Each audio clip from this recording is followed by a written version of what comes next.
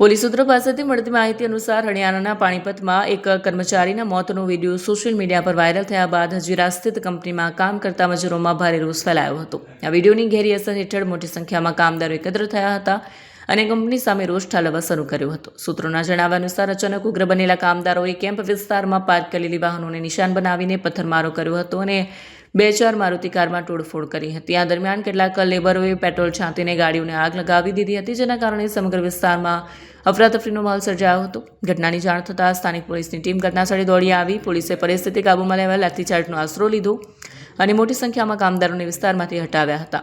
Fire બ્રિગેડની ગાડીઓએ પહોંચીને સળગતી ગાડીઓ પર કાબૂ મેળવ્યો હતો। વધુમાં પોલીસે જણાવ્યું હતું કે હજી સુધી કોઈની ધરપકડ કરવામાં નથી આવી, પરંતુ હિંસામાં સામેલ લોકોને ઓળખવા માટે સીસીટીવી ફૂટેજની તપાસ કરવામાં આવી રહી છે।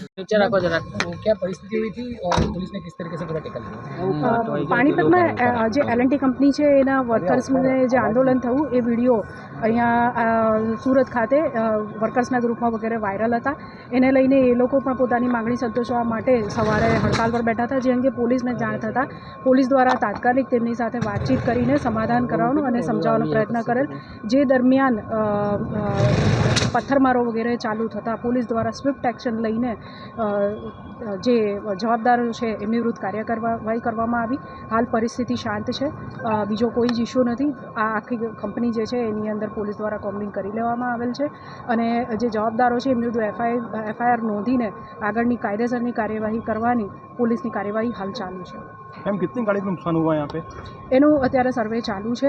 જે ગાડીઓ છે અહીંયા પ્રાઇવેટ જે તે ટાઈમે હતી એમાં આગ લગાવીને પથ્થરમારોને એવું શરૂ થયું હતું જે તે સમયે પોલીસ અહીંયા હાજર હતી, જેથી ઝડપી એક્શન લેતા વધુ નુકસાન થયેલું નથી। मैडम टीयर गैसના કેટલા સેલ?